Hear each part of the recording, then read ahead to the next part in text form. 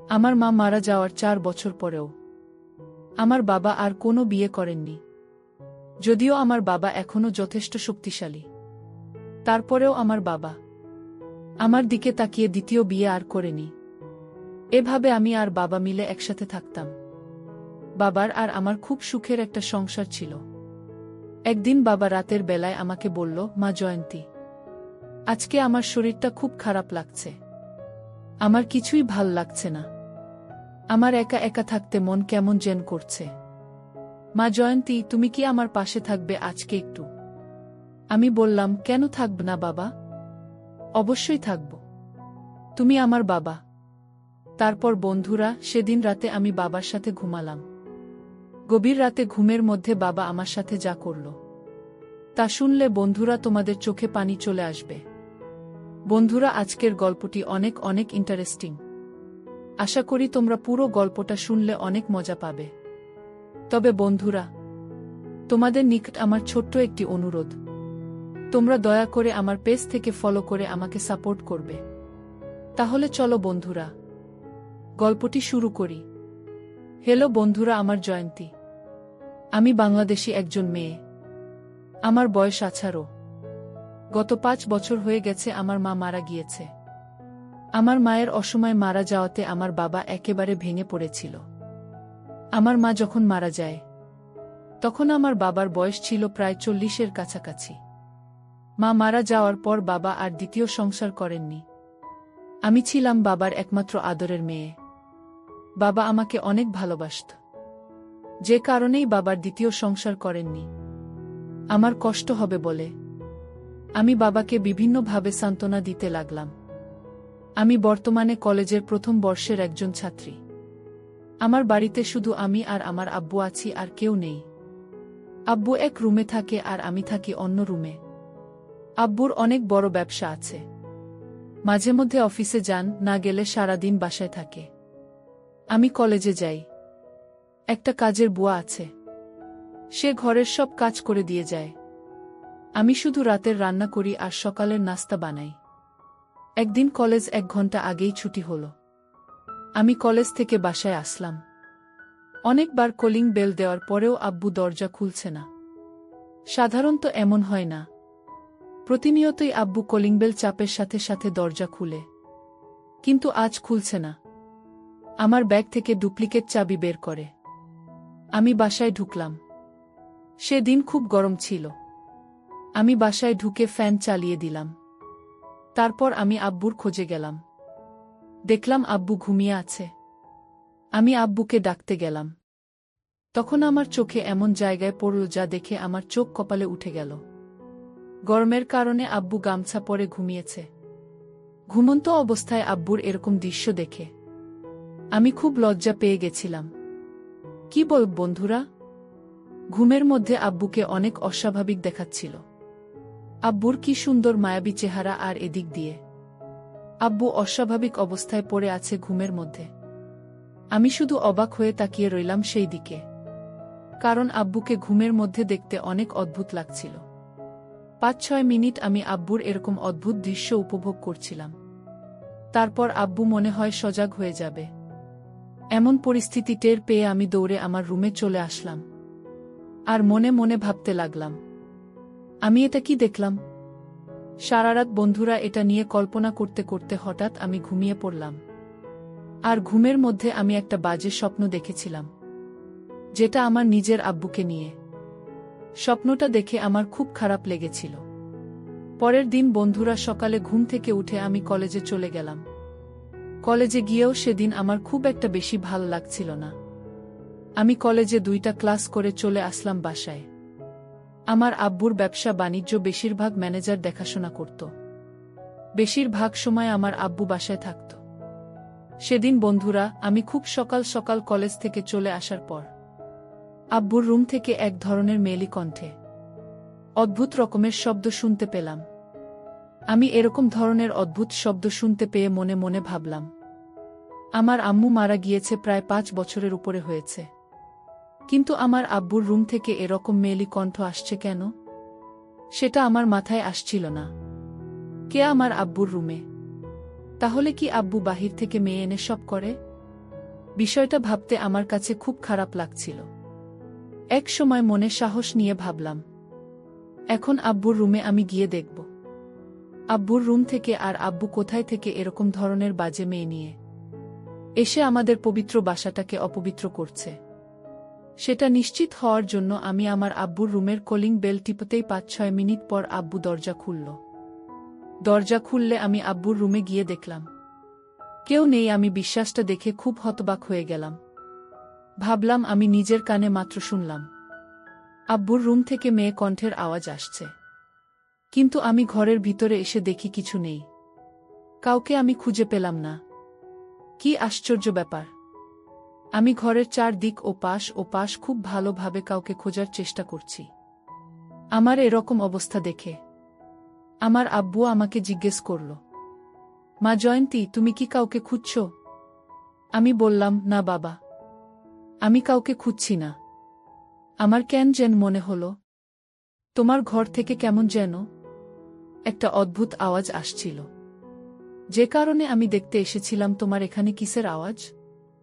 আমি ভাবছিলাম, বাবা তুমি মনে হয় অসুস্থ হয়ে গেছিলে, তাই তোমাকে দেখতে এসেছিলাম।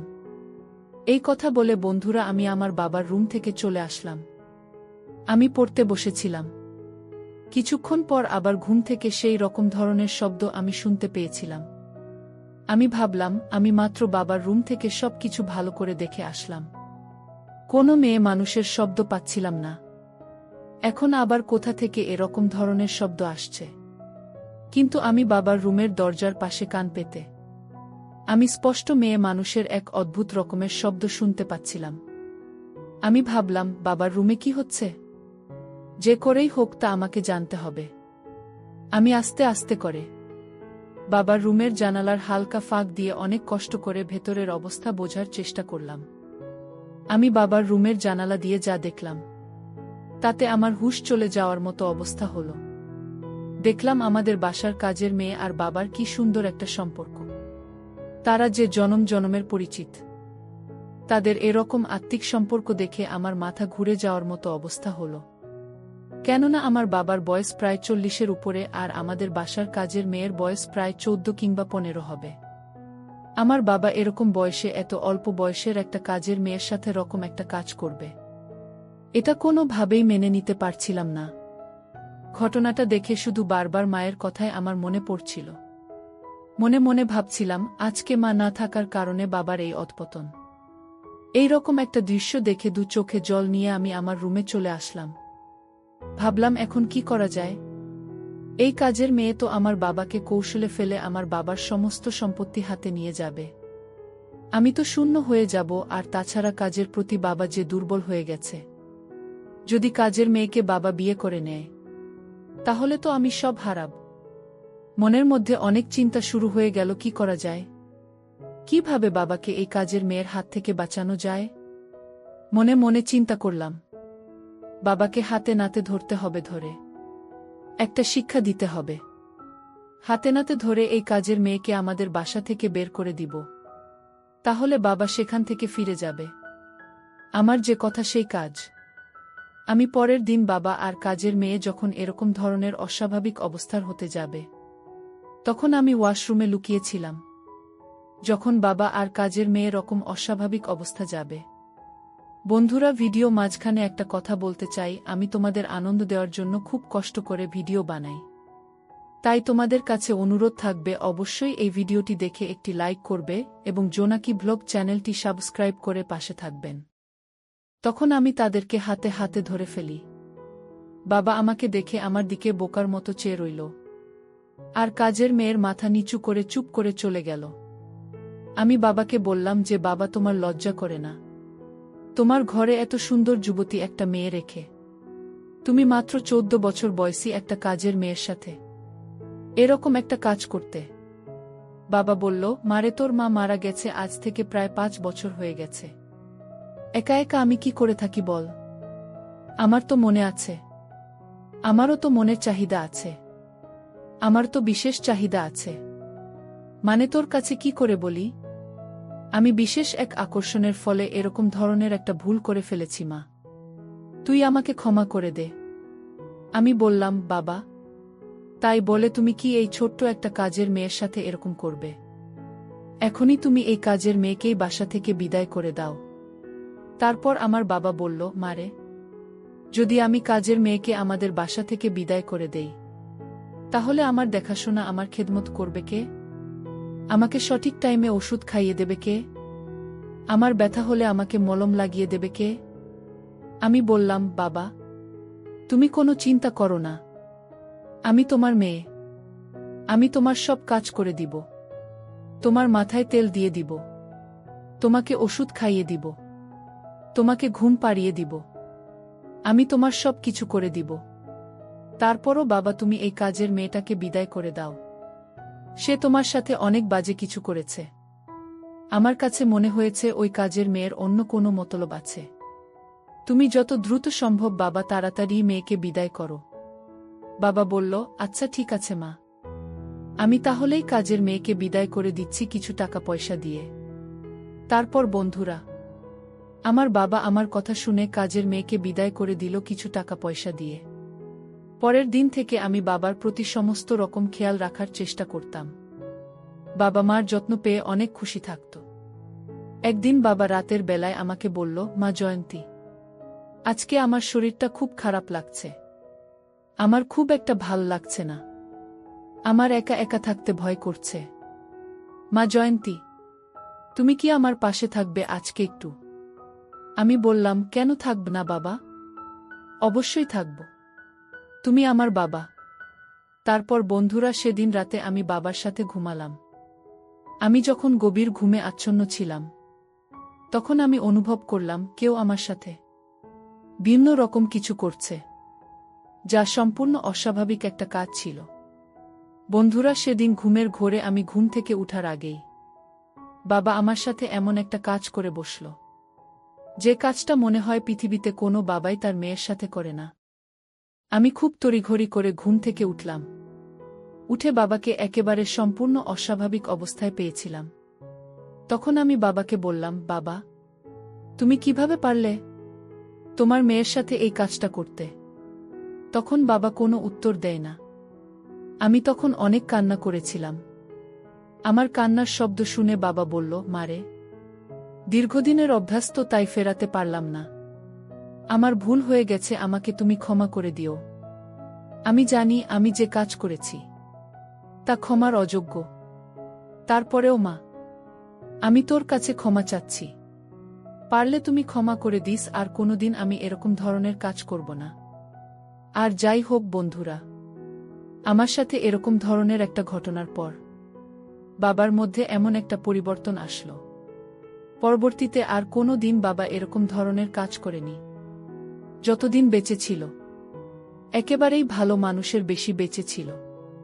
কিন্তু মাঝখান দিয়ে আমার জীবনের একটি অভাবনীয় ঘটনার সৃষ্টি হয়ে গিয়েছিল।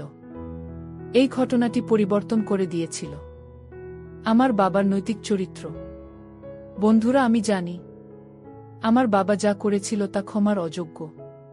তারপরেও বাবার এই পরিবর্তনের কারণে আমি আমার মন থেকে সবকিছু বাদ দিয়ে দিয়েছিলাম এবং অবশেষে আমি একটি ছেলে দেখে বিয়ে করে নিচ্ছিলাম।